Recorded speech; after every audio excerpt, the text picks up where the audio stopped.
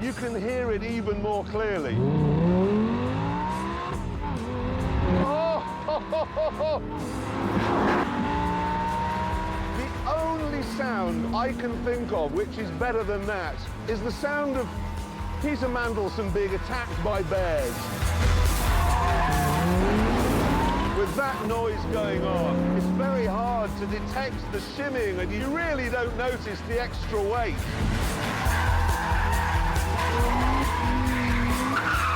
Really, it's like driving a car that has chlamydia. There are no symptoms, but you know it's there, and that sort of spoils the relationship a bit. On the track, then, both are good. But you get the sense that neither is as good as it could be.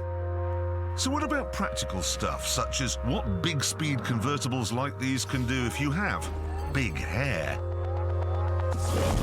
Now, ideally, to demonstrate this, we need James May, but sadly, he's busy today, building a nuclear submarine out of Lego, probably. So instead, we've got someone who looks just like him, except for in every single detail. This is Lauren. She spent all morning having her hair done, and now we're going to see how it's affected by her driving the Audi. Was it, an expensive haircut? Yeah. This is probably how you imagine things will be if you have a convertible supercar. The smell of the scenery, Groove Armada in the stereo, and a James May body double by your side. But the whole point of this car is speed, and that changes everything.